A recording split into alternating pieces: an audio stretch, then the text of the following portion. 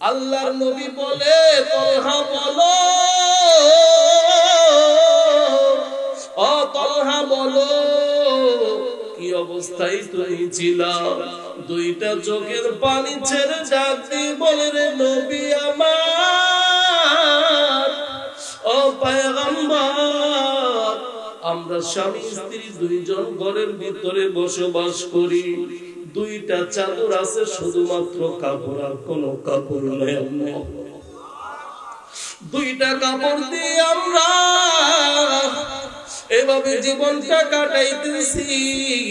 ও নবী বলতে চাই নাই, আপনি যেহেতু বলতে অর্ডার করলেন এই জন্য বলতেছি রে নবী, দুইটা কাপড় নিয়ে আমি কাটাই। অনেক সাহাবাই কেরাম আপনার কাছে হয়তো নালিশ করছে, আমার কানে আসছে রে নবী। আল্লাহর নবী ডাক দিয়ে বলে তলহা, অনেক সাহাবাই কেরাম বলল ও তলহা, ফজরের নামাজের সময় সবাই পড়ে যাও, কিন্তু নামাজের সালাম ফেরানোর সাথে সাথে তুমি বের হয়ে চলে আসো। ও তলহা এই কাজ কেন করো? তলহা একটু জবাব চাই রে, একটু জবাব চাই। তলহা ডাক দিয়ে বলে মায়ার নবী শুনে, আমি তলহার দুইটা কাপড়, দুইটা চাদর আছে। আমি যখন আল্লাহ তাআলা মহান মালিক আল্লাহ তাআলার কুদরতি পায়ে সিজদা দিতে যাই, ঘরের ভিতরে একটা গর্ত করা আছে, দুইটা চাদর আমি নিয়ে যাই গায়ে করে, আর অবশিষ্ট কোনো কাপড় নাই, যে কাপড় আমি আমার বিবি পরিধান করবে। আমার বিবিকে আমি ওই গর্তের ভিতরে রেখে ফজরের নামাজটা মসজিদে আদায় করতে যাই, মসজিদে নামাজ আদায় করতে যাই, আল্লাহ তাআলার কুদরতি পায়ে সিজদা দিতে যাই রে নবী। আবার তাড়াতাড়ি কেন চলে আসি গো নবী?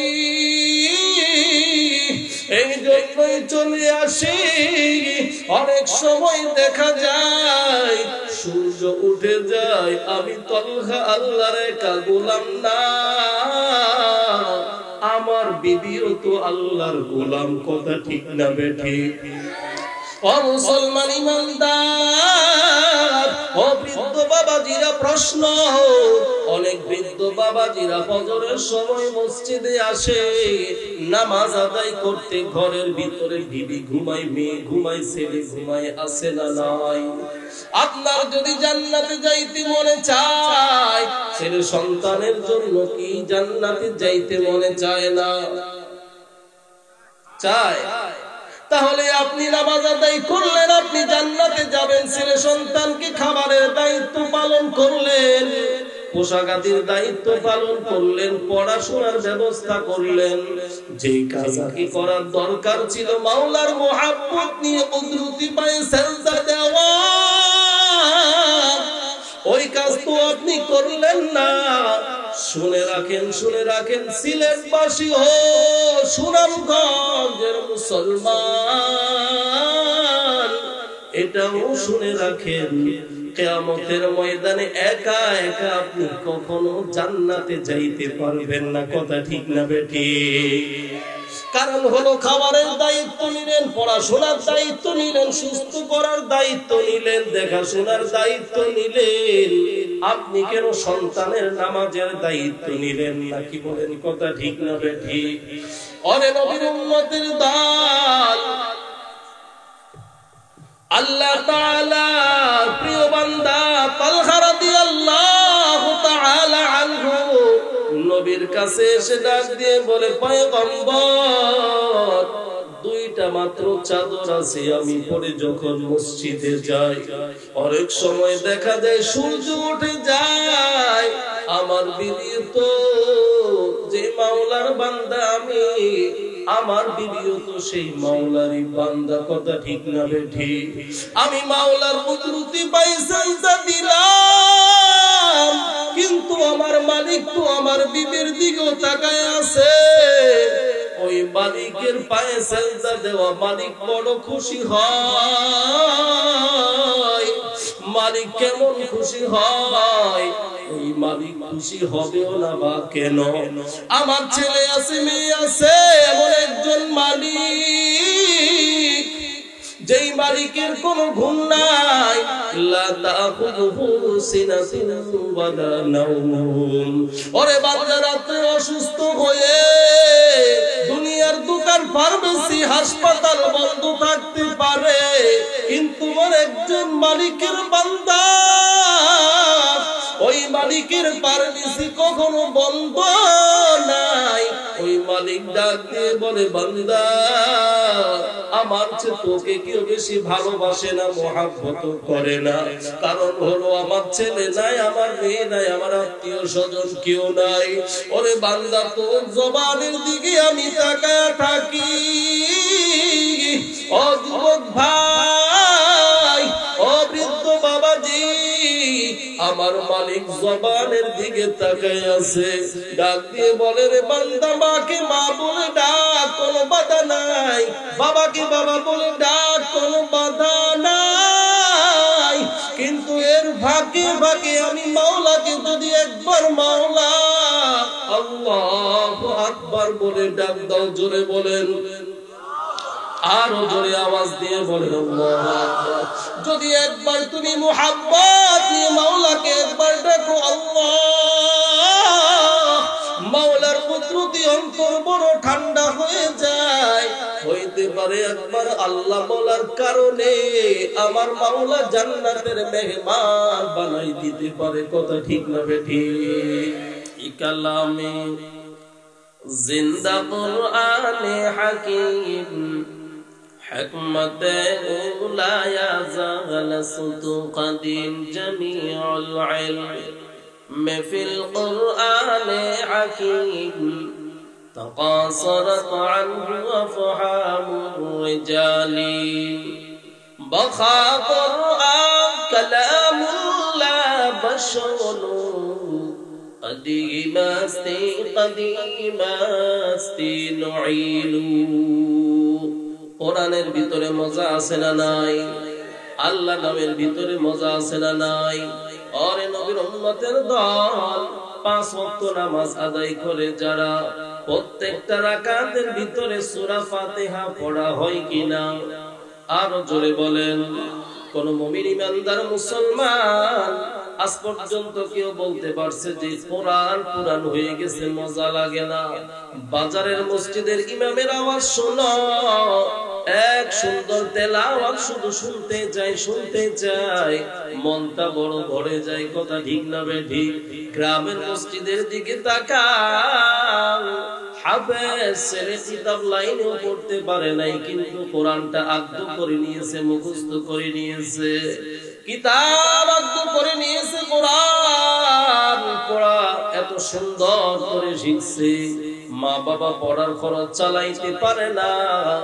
ওরে নবীর উম্মতের দল, ওই হাফেজে কোরআন যখন নামাজে দাঁড়ায়া আল্লাহর কোরআনটা মধুর সুরে তেলাওয়াত করে, পিছনের মুসল্লিরা তৃপ্তি ভরে শুনে আর মনে মনে বলে, আল্লাহ তাআলার কোরআনটা এত সুন্দর। বাজারের মসজিদে গেলাম এক রকমের মজা, গ্রামের মসজিদে গেলাম অন্য রকমের মজা, শহরে যখন ডাক্তারের কাছে যাই, বেড়াইতে যাই, ওই ইমামের তেলাওয়াত শুনলাম, কত মজা। এত মজা, এত মজা যদি কোরআন হয়, না জানি কোরআন যে আল্লাহ বানাইছে, সেই আল্লাহ কোরআন তেলাওয়াত কেমন মজা হবে। সুবহানাল্লাহ। ইয়া ইলাহি মুঝসে মুঝকো दूर कर, ताकि देखे मुझ में तुझको एक नजर। या इलाही तो मेरा माबूद है, या इलाही तो मेरा माशूक है। और नबीर उम्मतेर दल, अल्लाह रब्बुल आलामीन चार वाला মানুষকে জান্নাতি বলছে। সুবহানাল্লাহ। কয় গুণ ওয়ালা মানুষ? আর জোরে বলেন ইল্লাল্লাযীনা আমানু, ঈমানকে মজবুত করিয়া নাও। আমাদের আজকে ঈমান তো এমন হয়ে গেছে, ওই যে অমুক ভাইয়ের চরিত্র ফুলের মতো পবিত্র, ওরে নবীর উম্মতের দল, তুমি কি দেখছো চাঁদ তার চরিত্র কেমন? এই ঘোষণা তুমি কেমন করে দিলা? আল্লাহ রাব্বুল আলামিন বলে কথা বলো যাচাই বাছাই করে। ও নবীর উম্মতের দল, কথা বলবে তুমি যাচাই বাছাই করে। কিন্তু তুমি যে বললা অমুক ভাইয়ের চরিত্র ফুলের মতো পবিত্র, আমরা তো জানি এই পৃথিবীর জমিনে যে যত বড় আল্লাহ ওয়ালা হোক, সে কখনো দাবি করতে পারে না আমার চরিত্রটা ফুলের মতো পবিত্র। কেউ দাবি করছে? শাহজালাল দাবি করছে, শাহ ফরান দাবি করছে, শাহ মাসুম দাবি করছে। যত বড় বড় আল্লাহ তাআলার কুতুব বান্দা কেউ তো দাবি করতে পারলো না। আমরা তো এতটুকুই জানি, দো জাহানের সরদার কলিজার টুকরা, ওই যে মদিনায় শাহিদ রয়েছে পয়গম্বর, রব্বুল আলামিনের প্রিয় বান্দা, একমাত্র দু জাহানের সরদার রহমাতুল লিল আলামিন নবী মুহাম্মদুর রাসূলুল্লাহ সাল্লাল্লাহু আলাইহি ওয়া আলিহি ওয়া সাল্লামের চরিত্রের মতো দুনিয়ার কোন মানুষের চরিত্র নাই। কথা ঠিক না বেঠিক? চরিত্র যদি আমি লাইসেন্স দিতে হয় আর বলতে হয়, তাহলে তো ওই নবীর চরিত্র ছাড়া কোন মানুষের চরিত্র দেখি না। ভালো কি কথা বলেন না কেন? কথা জোরে বলেন। ও যে মাস্তানের পিছনে ঘুরে যে স্লোগান দিল অমুক ভাইয়ের চরিত্র ফুলের মতো পবিত্র, কিসের আজান? এখন আজানের সময়, বন্ধ করো আজান। যারা ছিল আশপাশে তারা কি সব খ্রিস্টান ছিল? হিন্দু ছিল, বৌদ্ধ ছিল, নাসারা ছিল, তো কি ছিল বলেন? আসতে বললেন কেন? আমি তো জিজ্ঞাসা করছি, প্রশ্ন করলাম, জবাব দিছে কি? আমি দিছি না আপনারা দিছেন? আপনারাই তো দিলেন। কি ছিল সবাই? হিন্দু না মুসলমান? মুসলমান। তো ঈমান কত নম্বরের ঈমান? যার কোন নাম্বার কি? কথা ঠিক না বেঠিক? রাগ করতেছেন আপনারা?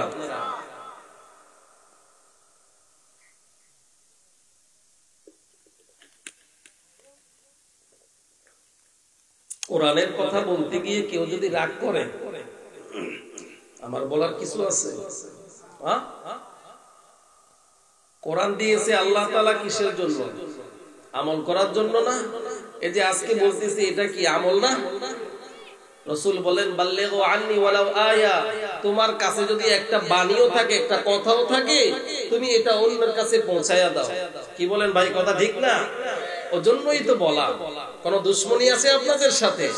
আমিও মুসলমান, আপনারাও মুসলমান। কেন বলি? রাসূল বলেন আল মুসলিমু আকুল মুসলিম, মুসলমান মুসলমানের ভাই। সামনে একটা উঁচু রাস্তা আছে, আছে না নাই? রোড থেকে নামার সময় আছে না নাই? অন্ধকার, কোনো বাতি নাই। অন্ধকার, কোনো কি নাই? বাতি নাই। যারা আছেন এখানে, আমি তো নতুন, যদি এমন হয় যে আমি গেলাম, বুঝলাম না, আমার একটা ক্ষতি হয়ে গেল, এর আগে কেউ যদি সংশোধন করে দে, বলে দে যে ভাই উঁচু জায়গা আছে, একটু হুঁশিয়ারি অবলম্বন করবে, একটু দেখবেন, এরপর উঠবেন। কি বলেন? এটা কি মুসলমানের কাজ কি না? মুসলমানের কাজ। এই যে কাজ যেটা করলেন আপনি, এটা কার আদর্শ? এটা কার আদর্শ? মানুষের উপকার করা, বড়কে সম্মান করা, ছোটকে স্নেহ করা, কার আদর্শ? নবীর আদর্শ। এই নবীর আদর্শ মানার কারণে আমি যদি মানুষের কাছে যদি ছোট হই হব, যদি মানুষের গালি শুনতে হই হব, যদি মানুষের তুচ্ছ তাচ্ছিল্য শুনতে হয় হব, তবে নবীকে গালি দিয়ে পার পাবে, মুসলমানের বিরুদ্ধে কথা বলে সে পার পেয়ে যাবে, এইটা তো আমি মুসলমান হিসাবে সহ্য করব না। কথা জোরে বলেন। মুসলমান কথা বলে মুসলমানকে জাহান্নাম থেকে বাঁচানোর জন্য। আমারও টার্গেট একটা, জান্নাতে যাব। আপনার টার্গেট কোথায়? জাহান্নামে যাবেন না জান্নাতে? টার্গেট তো এক। আপনি জানেন না বিদায় বুঝাইতে পারতেছেন না, এক লাইনে আপনি ভালো বুঝেন। ব্যবসায়ী আছে না নাই? শ্রমিক আছে না নাই? চাকরিজীবী আছে না নাই? তারা আমার থেকে তাদের লাইনে ভালো বুঝে। এই লাইনে হয়তো একটু ভালো বুঝি, মহাব্বত করেন বিদায় এখানে বসাইছেন। যদি আপনার উপকার করে আর আপনি যদি বলেন না উপকার নয়, আমার বিরুদ্ধে কথা বলছে, ও ভাই আপনার বিরুদ্ধে কথা বলি নাই, কোরআনের পক্ষ হয়ে আপনাকে বাঁচানোর জন্য কথা বলছি। কথা ঠিক না বেঠিক? এজন্য বললাম আল্লাহ তাআলা বলেন 4 গুণওয়ালা মানুষ। কয় গুণওয়ালা মানুষ? জাহান্নাম থেকে বাঁচতে চাই তো সবাই। আল্লাহ তাআলা বলে সমস্ত মানুষ ক্ষতিগ্রস্ত, 4 গুণওয়ালা মানুষ ক্ষতিগ্রস্ত নয়। বলে তারা কারা? 1 নাম্বার ঈমান, ইল্লাল্লাযীনা আমানু, যারা ঈমানকে নিজের জীবনের চেয়ে বেশি গুরুত্ব দেয়। আছে না না? আছে না নাই? সাহাবায়ে কেরামের দিকে তাকাও, নিজের জীবনটা অকাতরে বিলিয়ে দিয়েছে। আছে না নাই? আছে না নাই? রোমের বাদশা বলছিল এই মুসলমানের সাথে যখনই যুদ্ধ করতে নামি অন্তরের ভিতরে একটা ভয় আসে। তার সেনাপতিকে ডাক দিয়ে বলল, ব্যাপার কি? এই মুসলমান, তাদের সাথে এত যুদ্ধ করলাম, একটা যুদ্ধ আমরা টিকতে পারি নাই, তাদের কি সৈন্য বাহিনী একটু বেশি না? বলে না। বলে অস্ত্র শস্ত্র একটু বেশি? বলে না। বলে তাদের মেধা অনেক বেশি? বলে তাও না। বলে কি, তারা পারে কিভাবে? সত্য জয়লাভই করবে, কোথাও তো পরাজয় হইতে দেখি নাই। বলে আমরা তো যাই মুসলমানের সাথে যুদ্ধ করতে বাঁচার জন্য, আর মুসলমান আসে ইসলামকে টিকাই রাখার জন্য, মুসলমানের জীবনটা বিলিয়ে দেওয়ার জন্য। আল্লাহু আকবার। মুসলমানের জীবনটা বিলিয়ে দেওয়ার জন্য। বলে তারা আসে মরার জন্য আর আমরা যাই বাঁচার জন্য। পার্থক্য হলো এইখানে। কি বলেন? কথা ঠিক না বেঠিক? মুসলমান তো মরতে জানে, মুসলমান তো মরতে জানে ইসলামের জন্য, কোরআনের জন্য, হ্যাঁ, মাদ্রাসা মসজিদের জন্য। এরপরেও বেঈমান নাসারার কাছে মাথা ঠেকাইতে জানে না। কথা ঠিক না বেঠিক? এই হলো মুসলমানের নীতি। আমাদের আকাবির যারা ছিলেন তারা আমাদেরকে এই নীতি শিখাইছে। হযরত সাহাবায়ে কেরাম এই নীতি শিখাইছে। এজন্য ভাই, অল্প টাকায় ঈমান কি বিক্রি করা যাবে? হ্যাঁ, একজন একটা কথা বলল, হ্যাঁ পক্ষ হয়ে কথা বলে দিলাম। আঘাত আসলো কোথায়? ঈমানের উপর। আঘাত কোথায় আসলো? ঈমানের উপর। অন্যকে একটা গালি দিলাম, আমার ঈমান কতটুকু আছে? অন্যের হক নষ্ট করলাম, ঈমান কি মজবুত আছে না নষ্ট হয়ে গেছে? নষ্ট হয়ে গেছে। অন্যের ক্ষতি করলাম, অন্যের ব্যবসা বাণিজ্য আমি লস করার জন্য খারাপ পরামর্শ দিয়ে দিলাম, এগুলা কি ঈমানের মজবুতি না নষ্ট ঈমান? নষ্ট হলো ঈমান। এই নষ্ট ঈমান নিয়ে কখনো জান্নাতে যাওয়া যাবে না। এই ঘোষণা কার? আরো জোরে বলেন কার? ইল্লাল্লাযীনা আমানু ওয়া আমিলুস সালিহাত। 2 নাম্বার হলো আমলে সালেহ ওয়া আমিলুস সালিহাত। বলে আমলে সালেহ কাকে বলে? একটা হলো নেক আমল, অন্য আরেকটা হলো বদ আমল। একটা হলো কি? নেক আমল। 2 নাম্বার হলো বদ আমল। মানুষ নেক আমল করে, বদ আমল করে। যদি বান্দা তুমি নেক আমল করতে পারো, বিস্তারিত আলোচনা করার কোনো সময় নাই।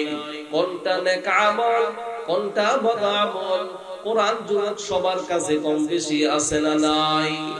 অনেক যুবক বলো তো দেখি, কোরআনটা নিয়ে তুমি যখন তোমার মোবাইলটা নিয়ে যখন তোমার চোখের সামনে ধরো, কোরআন তেলাওয়াত যখন শুনো, এই কাজটা তুমি কি নেক আমল করলা না বদ আমল?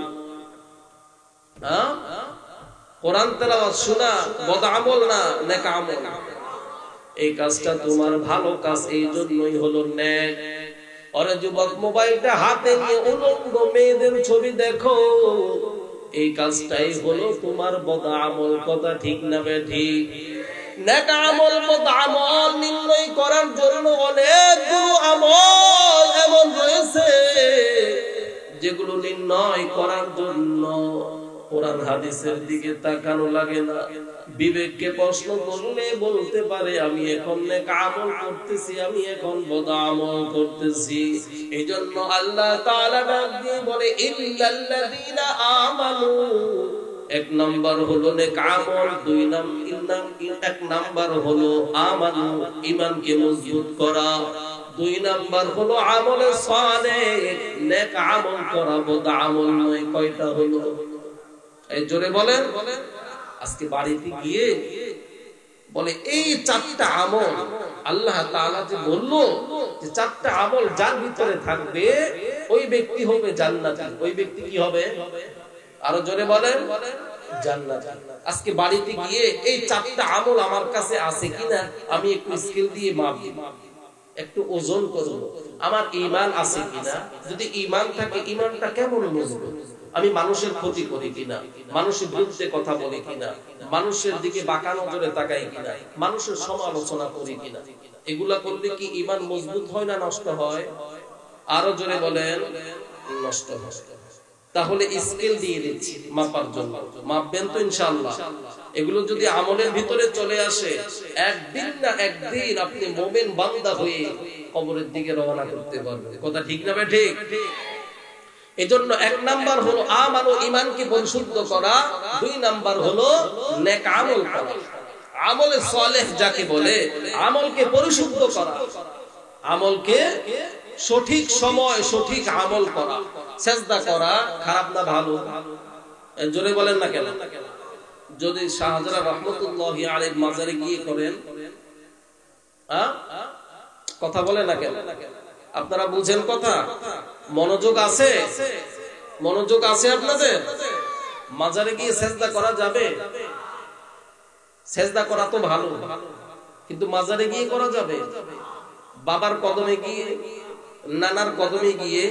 হায় রে মুসলমান, বাংলার জমিনে এমন পীরের মুরিদ আছে 1 লাখ টাকা সুদের উপরে নিয়ে বাবার দিকে হাতে নিয়ে রওনা হয়। মোষের কথা বললাম না, কি গরুর কথা বললাম না? আছে না নাই? আছে না নাই? বাবা কি জোরে বলেন না কেন? বাবা, এমন বাবা আছে না নাই? দাড়ি তো নাই, নামাজ কলমা কিচ্ছু নাই, গোসল করছে মোটামুটি 2-3 বছর হবে।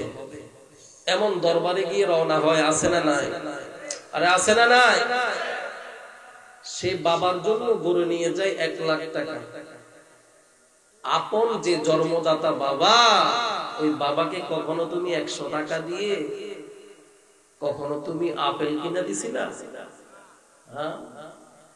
বাবাকে যে মোহাব্বত করো তুমি, ওই মোহাব্বতের আংশিক মোহাব্বত দেখাইয়া জন্মদাতা বাবা যার ওসিলায় তুমি দুনিয়াতে আসলা, ওই বাবার জন্য 100 টাকা পকেট থেকে বের করে কখনো তুমি 2টা কমলা দিয়ে আসছিলা? হ্যাঁ? কি ভাবছো জান্নাতে চলে যাইবা? হ্যাঁ? কিয়ামতের ময়দানে সমস্ত নবীরা ইয়া নাফসি ইয়া নাফসি ইয়া নাফসি ইয়া নাফসি করতে থাকবে, আর তোমার বাবা তোমাকে পার করবে। এগুলা কি ভন্ডামি ছাড়া আর কিছু? হ্যাঁ, ভন্ডামি না এগুলা? নিজের বাবার খবর নাই, মার খবর নাই, ওই বাবার খবর নিতে আসছে। আরে বাবার খবরও তো বাবা নিতে পারে না, তোমার খবর কে নিতে পারে?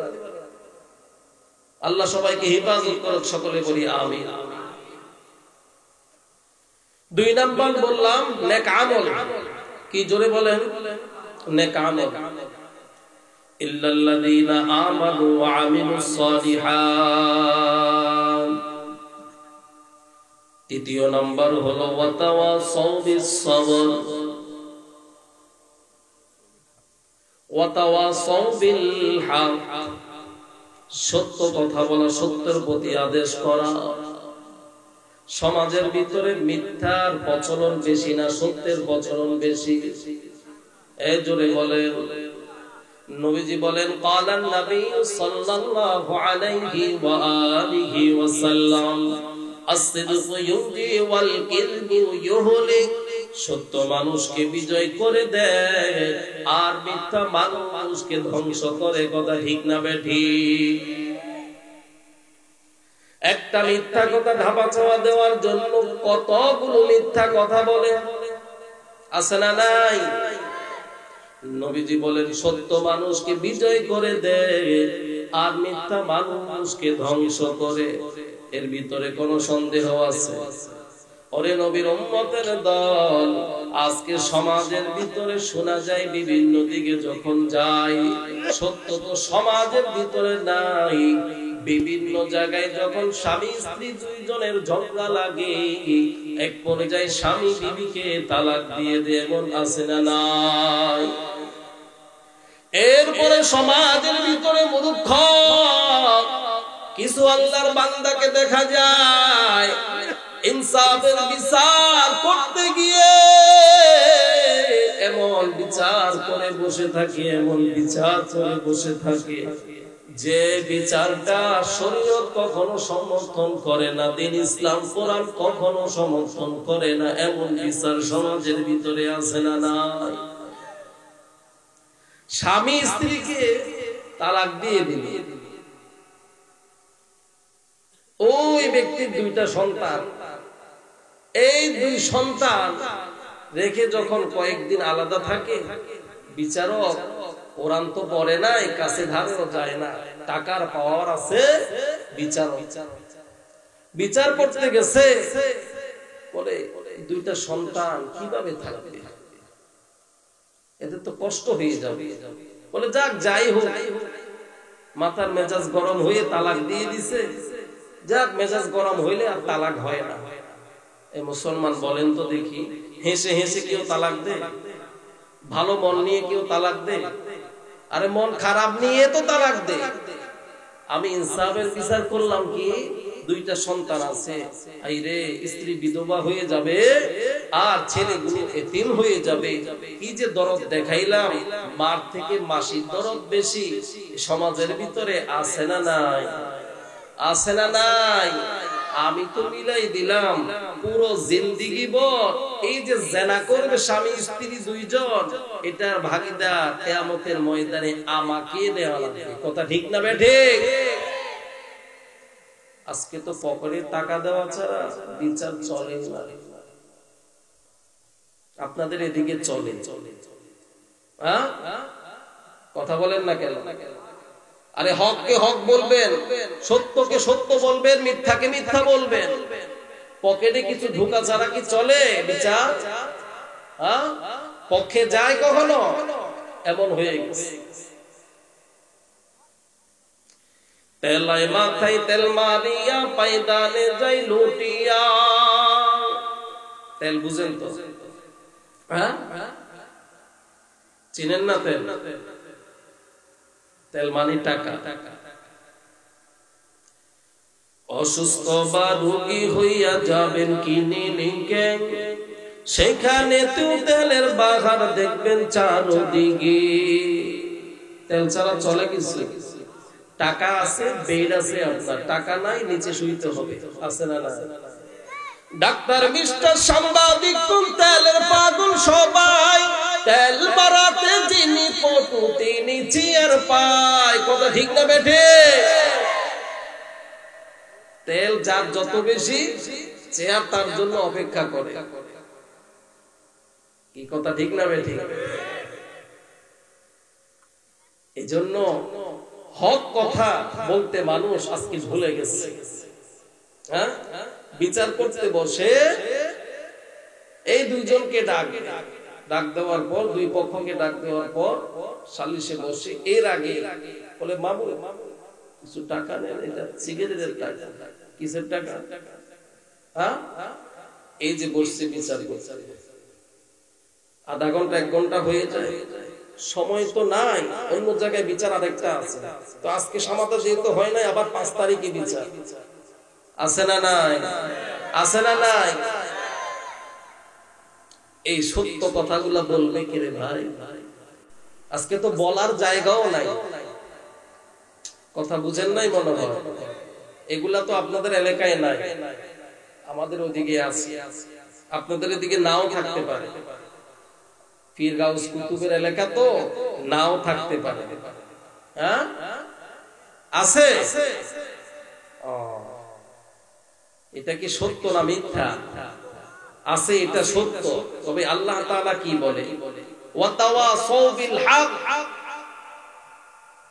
তোমাকে কেউ সম্মান করো অপমান করো, সম্মান আর অপমানের দিকে তাকানো যাবে না, টাকার দিকে তাকানো যাবে না, সম্পদের দিকে তাকানো যাবে না, চেহারার দিকে তাকানো যাবে না, ওই ব্যক্তির বংশ বিস্তারের দিকে তাকানো যাবে না। যেই হক তাকে হক বলবা, যে বাতিল তাকে বাতিল বলতে হবে। কথা ঠিক না বেঠিক? টাকার জোরে, ক্ষমতার জোরে তুমি যে বাতিল তাকে হক বলবা, আর হককে তুমি বাতিল বলবা, দুনিয়াতে পার পেয়ে যাইতে পারো, আল্লাহর আদালতে তোমার কোনো পার পাওয়ার সম্ভাবনা নাই। কথা ঠিক না বেঠিক? এজন্য আল্লাহ তাআলা ডাক দিয়ে বলে, ইল্লাল্লাযীনা আমানু ওয়া আমিলুস সলিহাত ওয়া তাওয়াসাউ বিল হক। 3 নাম্বার হলো সঠিক জায়গায় সঠিক কথা বলো, সত্যের জায়গায় সত্য বলবা, মিথ্যার জায়গায় তুমি মিথ্যা বলবা। যদি এই গুণ অর্জন করতে পারো, আল্লাহ তাআলা তোমাকে জান্নাতে দিয়ে দিবেন। সুবহানাল্লাহ। কি বলেন ভাই? সত্যের জায়গায় থাকার দরকার আছে না নাই? হ্যাঁ, সত্য কথা বলবো মোরা, সত্য পথে চলবো। সত্য কথা বলবো মোরা, সত্য পথে চলবো। কে আমাকে ভালো বললো, কে মন্দ বললো, কে আমাকে সম্মান করলো, কে ইজ্জত দিল না, ওই দিকে তাকানোর সময় নাই। আমার বিপক্ষে যদি পুরা এলাকার মানুষ, পুরো ইউনিয়নের মানুষ, পুরো থানার মানুষ, জেলার মানুষ যদি বিপক্ষে চলে যায়, একমাত্র শুধু একমাত্র আল্লাহ আমার পক্ষে থাকে, আমার কোনো মানুষের কোনো প্রয়োজন নাই। আরো আসতে বলেন ঠিক?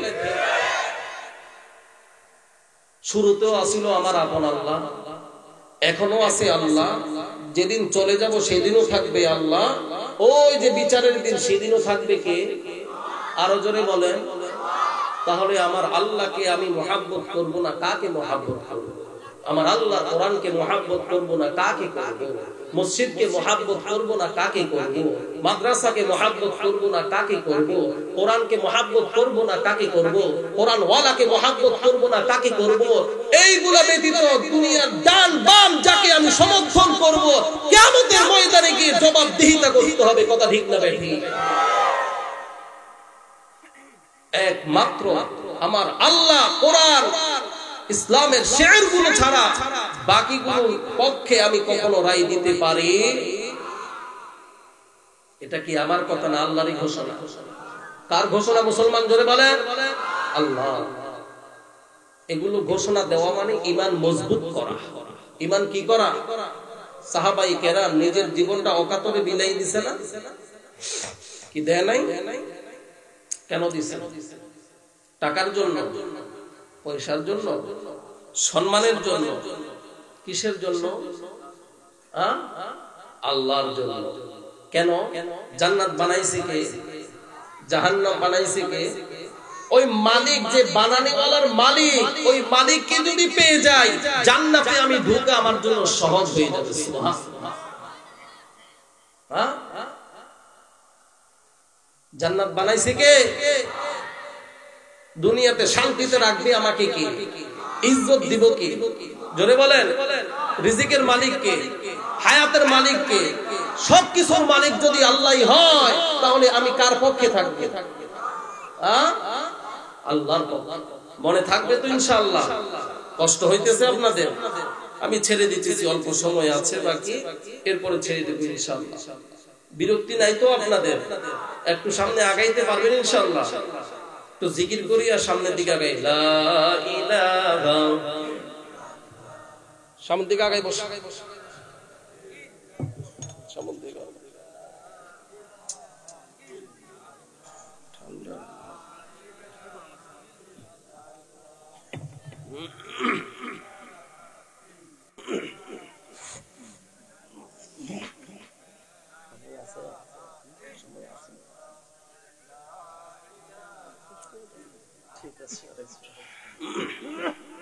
لا إله এই যুবক খারাপ লাগতেছে আপনাদের? বৃদ্ধ বাবাজিরা খারাপ লাগতেছে? কোরআনের মজমা এটা কি খারাপ লাগার মজমা?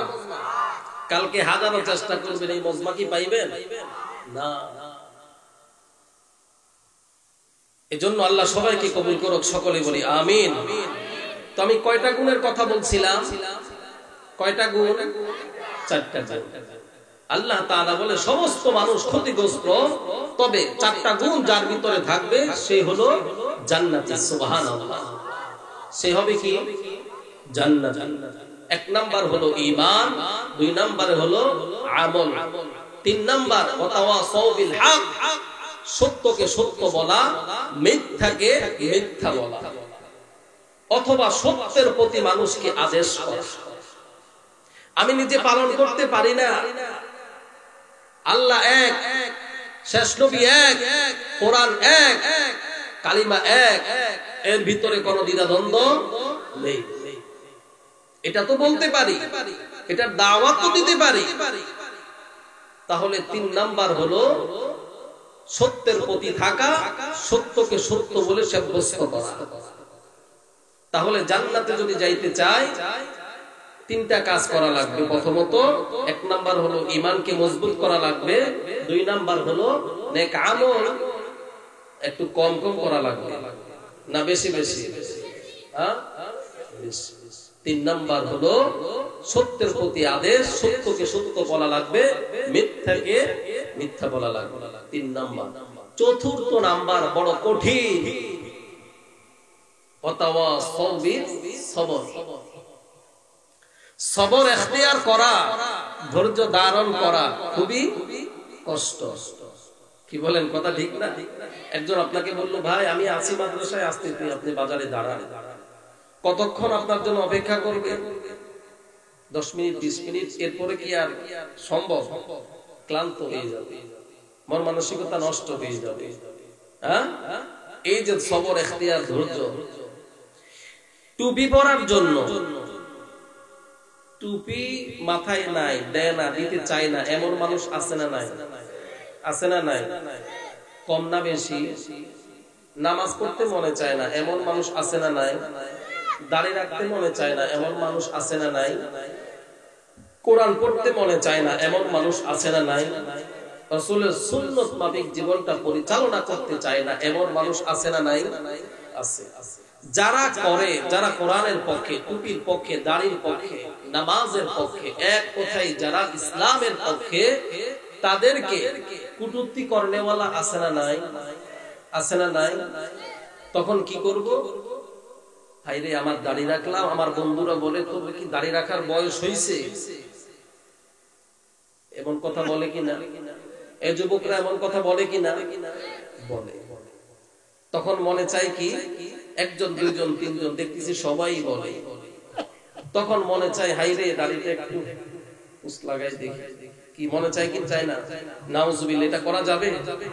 হাইরে নামাজি হয়ে গেছে, দাড়িওয়ালা হয়ে গেছে, হ্যাঁ, একটু দেখি, তাকে একটু বিরক্ত করি, দেখি নামাজটা ছাড়ি কিনা, এমন আছে না নাই? আরে আছে না নাই? তাহলে ধৈর্য, ইখতিয়ার, সবর। আমি একটু আলোচনা করে ইনশাআল্লাহ ছেড়ে দিচ্ছি, আপনাদের কষ্ট হইতেছে।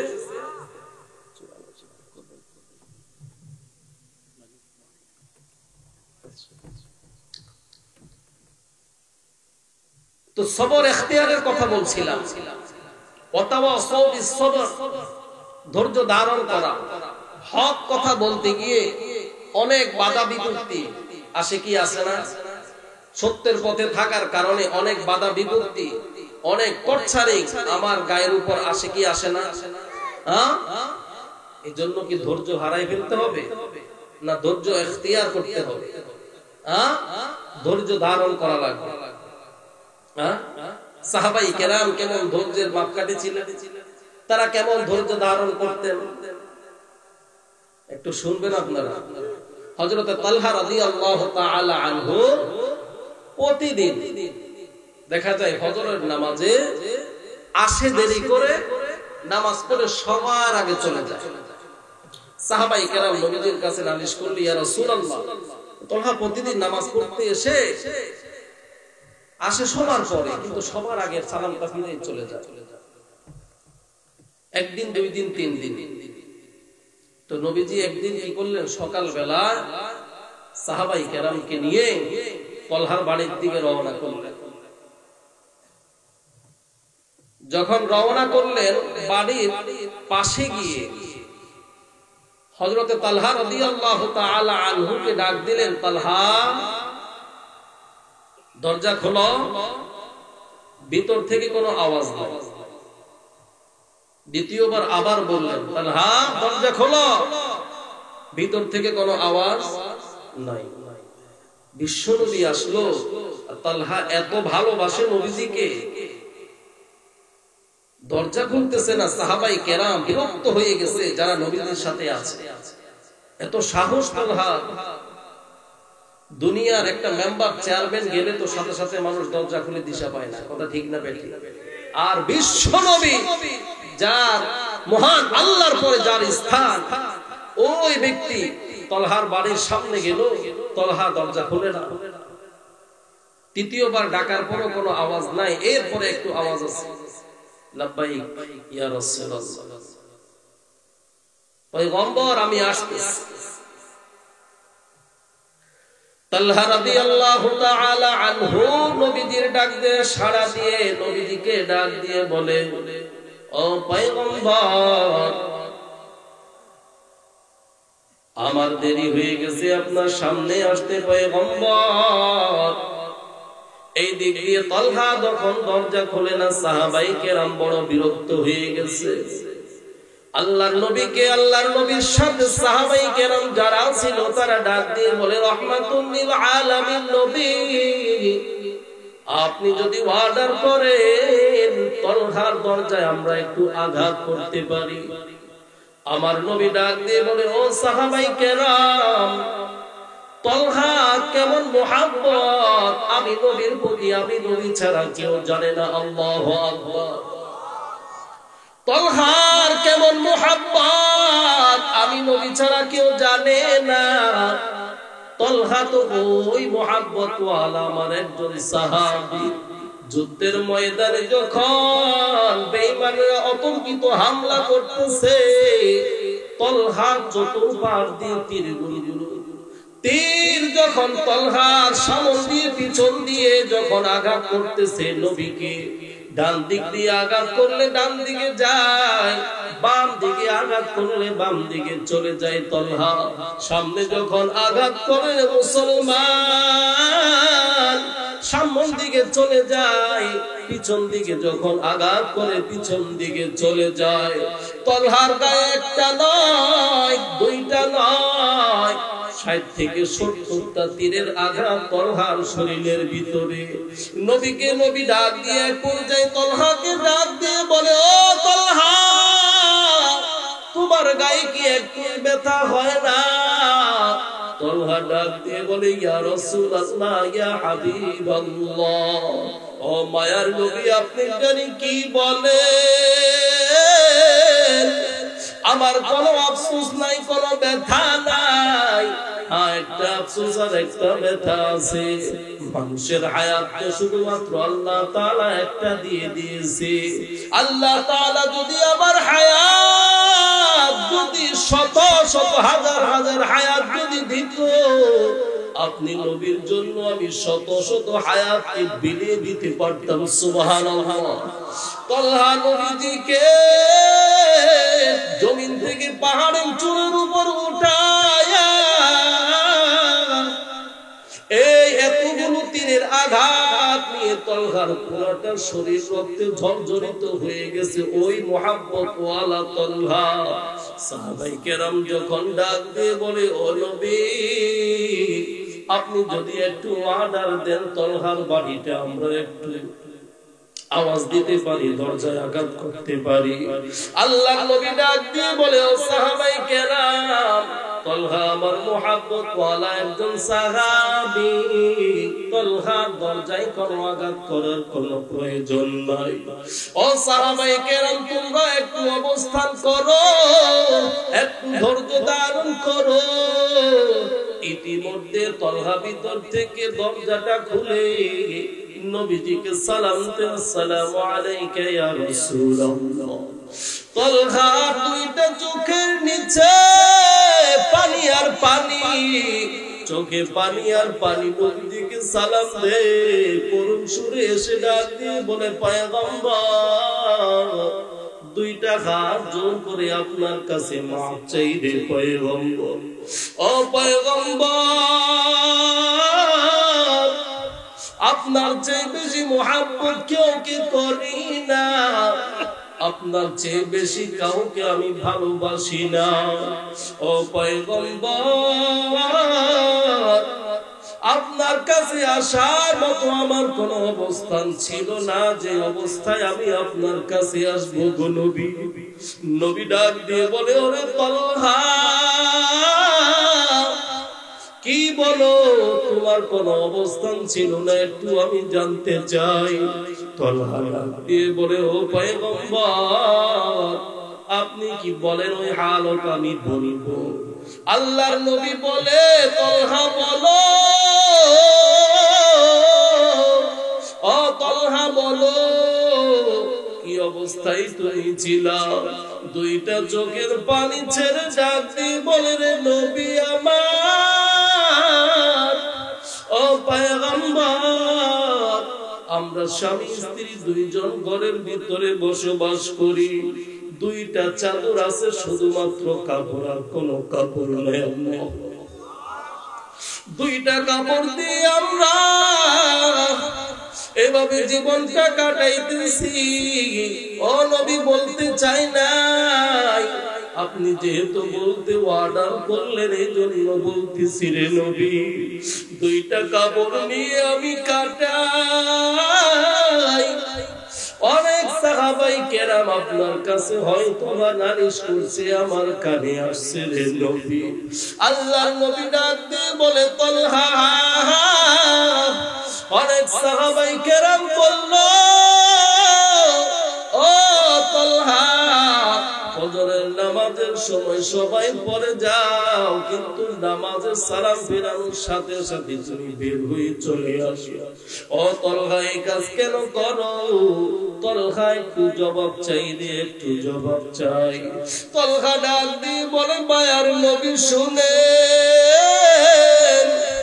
আমি তলহার দুইটা কাপড়, দুইটা চাদর আছে, আমি যখন আল্লাহ তাআলা মহান মালিক আল্লাহ তাআলার কুদরতি পায়ে সিজদা দিতে যাই, ঘরের ভিতরে একটা গর্ত করা আছে, দুইটা চাদর আমি নিয়ে যাই গায়ে করে, আর অবশিষ্ট কোনো কাপড় নাই, যেই কাপড় আমি আমার বিবি পরিধান করবে। আমার বিবিকে আমি ওই গর্তের ভিতরে রেখে ফজরের নামাজটা মসজিদে আদায় করতে যাই, মসজিদে নামাজ আদায় করতে যাই, আল্লাহ তাআলার কুদরতি পায়ে সিজদা দিতে যাই রে নবী। আবার তাড়াতাড়ি কেন চলে আসি গো নবী?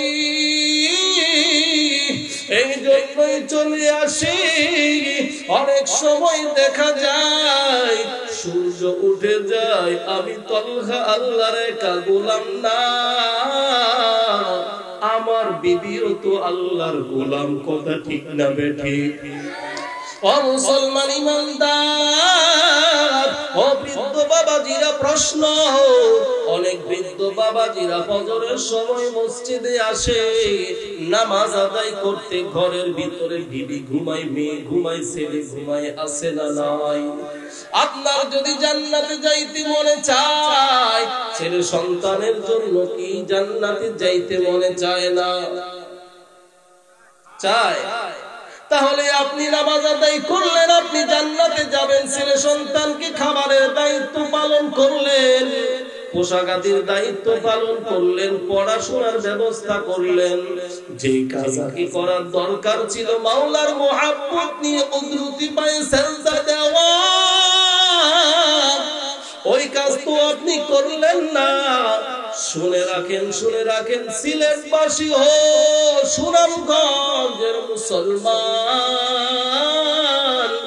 এটাও শুনে রাখেন, কিয়ামতের ময়দানে একা একা আপনি কখনো জান্নাতে যাইতে পারবেন না। কথা ঠিক না বেঠিক? কারণ হলো খাবারের দায়িত্ব নিলেন, পড়াশোনার দায়িত্ব নিলেন, সুস্থ করার দায়িত্ব নিলেন, দেখাশোনার দায়িত্ব নিলেন। আপনি কেন সন্তানের নামাজের দায়িত্ব নিলেন না? কি বলেন? কথা ঠিক না বেঠিক? ওরে নবীর উম্মতের দল, আল্লাহ তাআলা প্রিয় বান্দা তালহা রাদিয়াল্লাহু তাআলা আনহু নবীর কাছে এসে ডাক দিয়ে বলে, পয়গম্বর, দুইটা মাত্র চাদর আছে, আমি পরে যখন মসজিদে যাই অনেক সময় দেখা যায় সূর্য উঠে যায়, আমার বিবি তো যে মাওলার বান্দা, আমি আমার বিবিও তো সেই মাওলারই বান্দা। কথা ঠিক না বেঠিক? আমি মাওলার কুদরতি পাই সাজদা দিলাম, কিন্তু আমার মালিক তো আমার বিবির দিকেও তাকায় আছে। ওই মালিকের পায়ে সাজদা দেওয়া মালিক বড় খুশি হয়। মালিক কেমন খুশি হয়? ওই মালিক খুশি হবেও না বা কেন? আমার ছেলে আছে, মেয়ে আছে, এমন একজন মালিক যেই মালিকের কোনো ঘুম নাই, লা তাখুযুহু সিনাতুন ওয়ালা নাওম। ওরে বান্দা, রাতে অসুস্থ হয়ে দুনিয়ার দোকান, ফার্মেসি, হাসপাতাল বন্ধ থাকতে পারে, কিন্তু ওর একজন মালিকের বান্দা, ওই মালিকের ফার্মেসি কখনো বন্ধ নাই। ওই মালিক ডাক দিয়ে বলে, বান্দা, আমার চেয়ে তোকে কেউ বেশি ভালোবাসে না, মহাব্বত করে না। কারণ হলো আমার ছেলে নাই, আমার মেয়ে নাই, আমার আত্মীয় স্বজন কেউ নাই। ওরে বান্দা, তোর জবানের দিকে আমি তাকায় থাকি। ও যুবক ভাই, ও বৃদ্ধ বাবাজি, আমার মালিক জবানের দিকে তাকায় আছে। ডাক দিয়ে বলে, রে বান্দা, মাকে মা বলে ডাক, কোনো বাধা নাই। বাবাকে বাবা বলে ডাক, কোনো বাধা নাই। কিন্তু এর ফাঁকে ফাঁকে আমি মাওলাকে যদি একবার মাওলা আল্লাহু আকবার বলে ডাক দাও, জোরে বলেন, আরো জোরে আওয়াজ দিয়ে বলেন আল্লাহু আকবার। যদি একবার তুমি মুহাব্বত নিয়ে মাওলাকে একবার ডাকো, আল্লাহ, মাওলার কুদরতি অন্তর বড় ঠান্ডা হয়ে যায়। হইতে পারে একবার আল্লাহ বলার কারণে আমার মাওলা জান্নাতের মেহমান বানাই দিতে পারে। কথা ঠিক না বেঠিক? জান্নাতের মেহমান বানাইতে পারে না? পারে না? ও শক্তি নাই মনে হয়। তালহা রাদিয়াল্লাহু তাআলা আনহু দুই চোখের পানি ছেড়ে ডাক দিয়ে বলে, পয়গম্বর, আপনি আমাকে মাফ করে দেন পয়গম্বর। এজন্যই আমি যখন মসজিদ থেকে আসলাম, আমার বিবিকে দুইটা চাদর দিলাম। আমার বিবি ওযুটা বানাইয়া মাওলার কুদরতি পায়ে সিজদা দিতেছিল, আমি ওই গর্তের ভিতরে ছিলাম। আপনি যখন আওয়াজ দেন, তালহা কই, আমি তালহা তখন ওই গর্তে ছিলাম। আসার মতো কোনো কাপড় ছিল না। ও পয়গম্বর, এই জন্যই আমার দেরি হয়ে যাই, লেট হয়ে যাই রে পয়গম্বর। আরে নবীর উম্মতের দল, সাহাবায়ে কেরামের ধৈর্য, আজকে কাপড়ের কোনো অভাব নাই, পয়সার কোনো অভাব নাই, খাবারের কোনো অভাব নাই, সম্পদের কোনো অভাব নাই, জামা কাপড়ের কোনো অভাব নাই। কথা ঠিক না বেঠিক? তাদের কোনো সম্পদ ছিল না, জামা কাপড় ছিল না, অসহায়, এরপরেও আল্লাহর মুহাব্বত অন্তর থেকে যায় নাই। কথা ঠিক না বেঠিক? আজকে খাবারের কোনো অভাব নাই, টাকার কোনো অভাব নাই, অর্থের কোনো অভাব নাই, এরপরেও মাওলার কুদরতি পায়ে সিজদা দিতে পারি না। কথা ঠিক না বেঠিক? আরে যুবক ভাই, কিসের মুহাব্বতে পড়ে আমার মাওলাকে ভুলে গেলাম? আমার মাওলা তো বড় দয়ার মাওলা, আমার মাওলা তো বড় মায়ার মাওলা।